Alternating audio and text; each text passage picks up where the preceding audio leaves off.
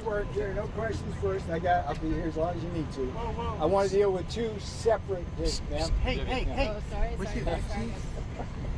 You got to be the director. It's been a minute.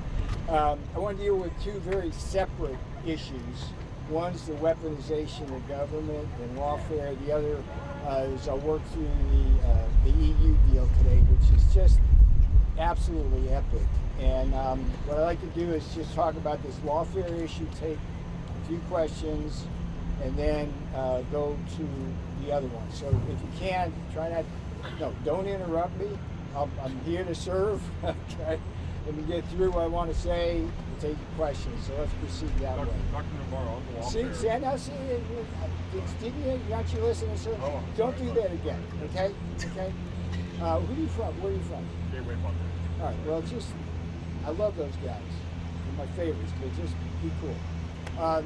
So what I want to talk first about is there's an article that appears today in Breitbart News, which deals essentially with an FBI agent named Walter Giardina, who was recently fired by Kash Patel, the FBI director, and the media, led by the New York Times, is trying to make this guy a martyr. And this is the same guy that put me in handcuffs, put me in leg irons, and led a totally unnecessary arrest with armed FBI agents at Reagan Airport. And Perk bought my fiance, and he's a man who I will now show you really helps understand what has been a long-term, consistent, weaponized attack on Donald John Trump going back to 2016. So I want to walk you through the arc of that. We start with the Steele dossier. Christopher Steele writes this thing paid for by Hillary Clinton. It was always a propaganda piece, and it became the catalyst for the Russia hoax, Crossfire Hurricane. And the first thing that Giardina did was, and this is all alleged by whistleblowers, everything I'm telling you is from whistleblowers that were reported through, and thank you, Senator Chuck Grassley, for getting this information out. He's doing a wonderful job on this. Giardina was one of the FBI agents who blessed the Steele dossier, who basically vouched for its authenticity and therefore set Crossfire Hurricane on its way. That was a complete hoax that cost tremendous amounts of political capital, harmed the president, and was just wrong. Now, at the same time, there was a separate operation going on, and it was called, I'll call it the Egyptian hoax. It was codenamed Crimson River, and they later renamed it Red Masari. It was an allegation that the Egyptian government had given $10 million to the Trump campaign. It was total BS, just nothing there.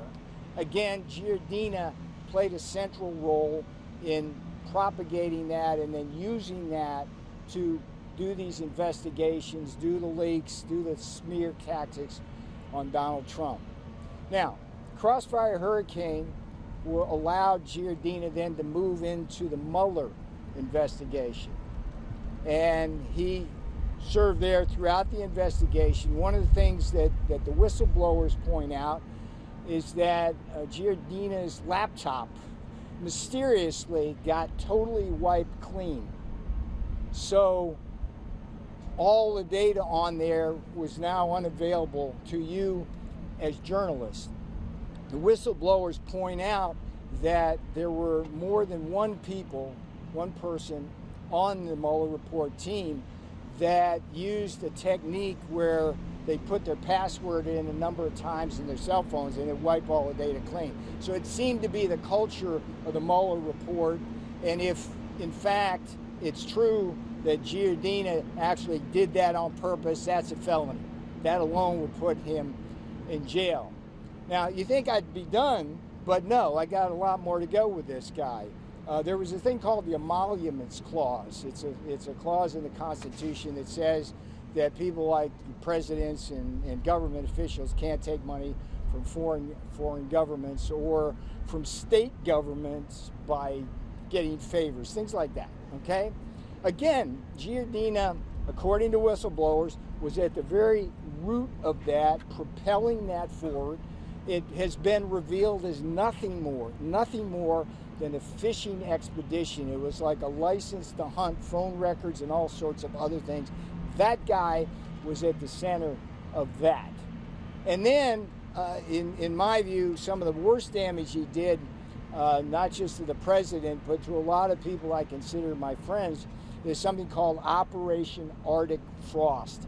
And that was the one that followed J6, that investigated all the events surrounding the use of the Electoral Count Act of 1887, which is a perfectly legitimate tool to call for a recount of votes. Giardina used that, and it led to attacks on people like Jeff Clark, John Eastman, both of whom may lose their law license, spent millions of dollars on it. Jenna Ellis, Sidney Powell, Rudy Giuliani.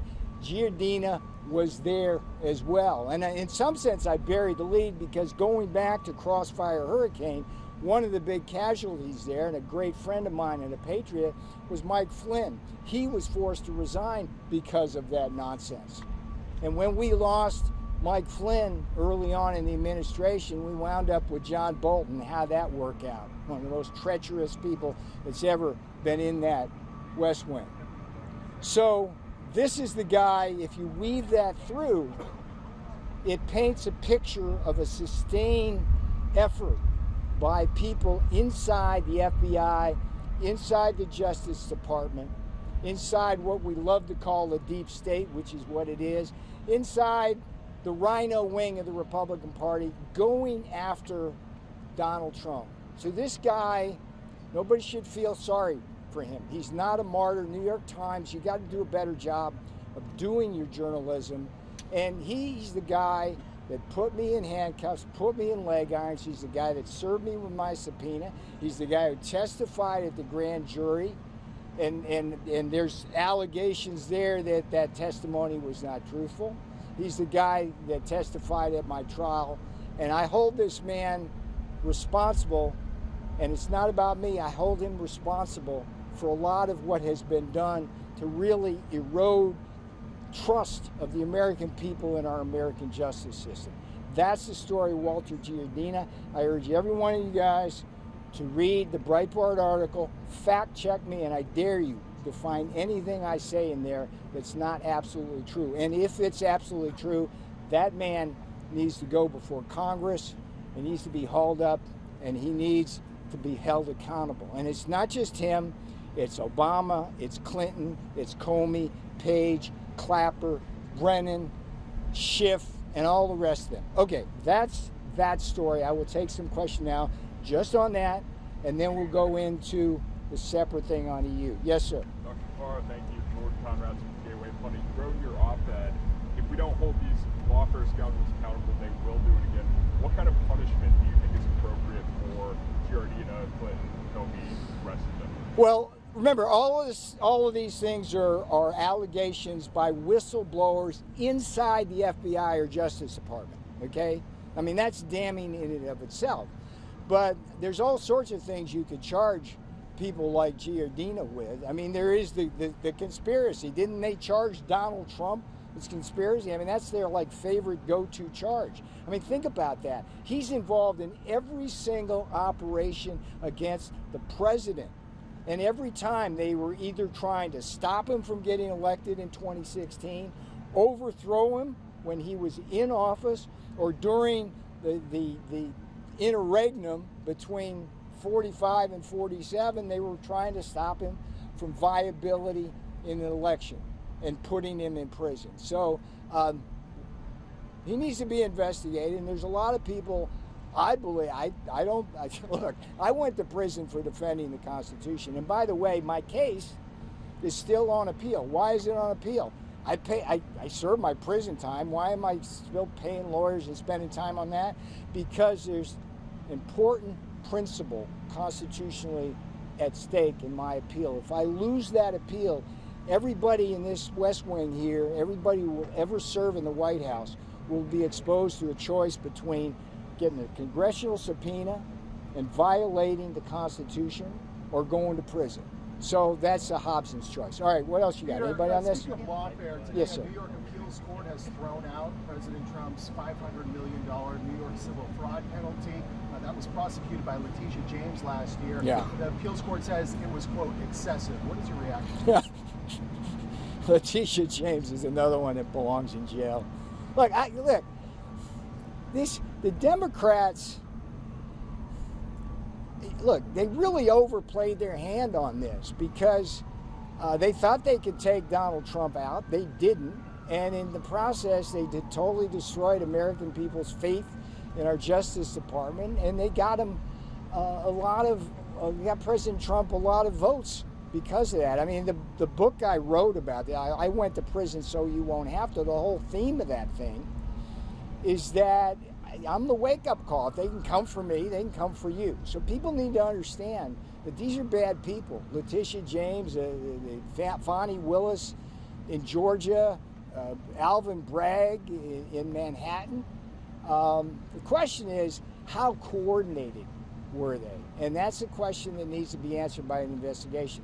Eamon? On the EU, real quick, if we could. We'll get to that. Let me just finish this because it's a really important story. I will give you what you need. Yeah. On the EU, sir? What, anybody? One last any lawfare? Okay, let's go. On the EU. Quickly about European. Yeah. Let's do the European. So let me just say a few words on the European Union deal because. In many ways, I can think of no deal more important than with the European Union. I mean, it is, after all, one of the largest entities in the world. It's so important, not just economically, but strategically. But for many, many years, it has been taking unfair advantage of the United States. Consistently higher tariffs, consistently higher non-tariff barriers. And even when we have gone to the World Trade Organization and won on things like agricultural cases, the EU has refused to cooperate. And so we've been in a situation where Germany sells us 7 cars for every one we sell them. We have a massive trade deficit with the EU. The trade deficit itself writ large is a great threat to our national security and economic security, and it's an emergency that we're dealing with. So this is like a really important mountain to climb, and we climbed that. And President Trump got up to the top of the mountain today. So let me, for those of you who haven't read the news yet, I mean, look, think about this. We get Europe reducing all their tariffs to zero. We continue our global tariff to fight the trade deficit at 15%. Wow. Secondly, we will impose 15% tariffs on autos. It's a drop from the 25, but remember, before President Trump took office, the tariff was 2.5% compared to 10 in Europe. So that's a great win. We maintain completely our tariffs on steel and aluminum without exemptions or exclusions. We're getting $750 billion worth of LNG purchases. We're getting $600 billion of investment here in the U.S. in our strategic sectors that we need to secure our supply chains and make them resilient. And we're getting Europe to buy more of our arms in cooperation with the uplifted NATO effort. I mean, in many ways, the Ukraine situation has been a total wake-up call for Europe. And so we're ushering a completely new and beautiful spirit and environment of cooperation with Europe. And nobody would have imagined the success of this. Anybody who criticizes Trump trade policy, including the courts right now, simply has to look at this magnificent achievement that President Trump has secured, not just for the American people, but for Europe and the security of the world. Okay, I'll stop there. So let's go to Eamon first, and we'll go here, and then we'll go here. Yes, sir. So today was the joint statement. Do you have a timeline now for how long before we see the binding legal language? That negotiation apparently still on. Yeah, I'll let you talk is that to. weeks? Is that months? That's a Jameson Greer thing, but I have coined that expression in Trump time. Yeah. We do things as fast as possible without screwing it up. So we're on that. I mean, it's a great deal for both of us. Why would we delay? Okay. Yes, ma'am. You were with Mediaset, Italian television. Italian television. Largest European broadcaster ever. So there is a lot of sectors are out of this support. I'm thinking steel. I'm thinking aluminum. I am thinking wine, alcohol, and the digital market. Can you expect something more than 50%, 15% for wine, for instance, and alcohol? I can't speak to that. I can tell you that the experience from the first term with steel and aluminum tariffs is that every time we try to give an exemption or exclusion to one of our allies, they abused it totally. And we learned that it was a slippery slope. So there will be no exemptions, no exclusions for steel and aluminum tariffs. As you may have seen, just this week, we added over 400 new products to the steel and aluminum tariffs. We did that because these tariffs, it's a strategic game on the part of people who try to export to us. What they do is they figure out ways to do it. So what they were doing was shifting downstream into these other products. So they're not going to do that anymore. All right, yes, ma'am.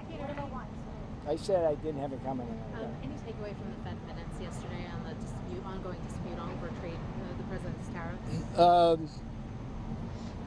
The Fed is, the Federal Reserve is totally out of touch with reality. If you look at the global interest rate spread right now, we're at 4.25 in the interest rate, okay?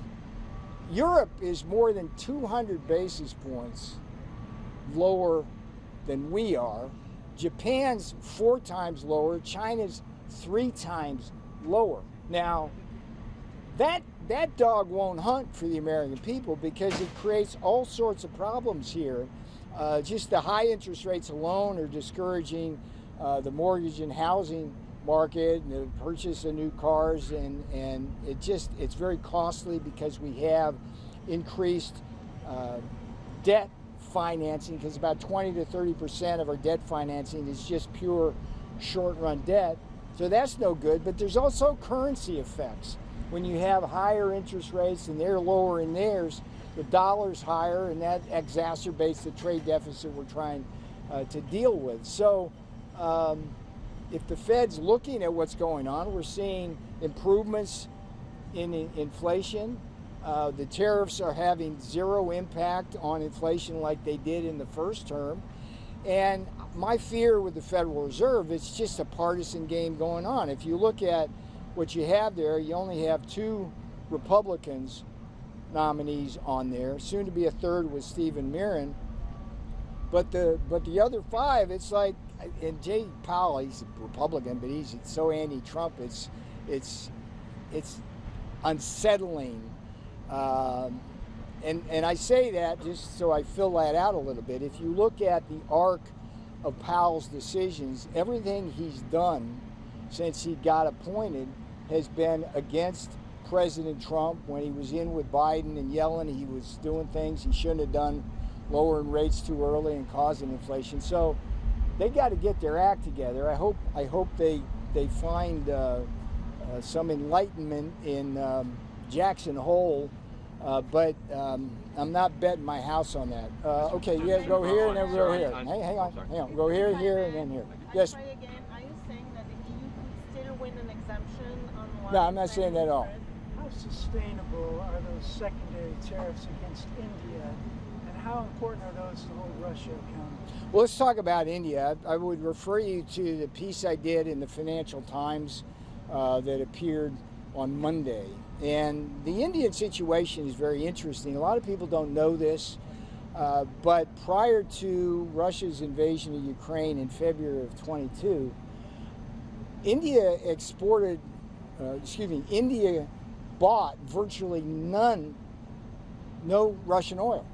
Let me say it again. Prior to the invasion of Ukraine in February 2022, India bought virtually no Russian oil. I mean, it was like 1% of their needs.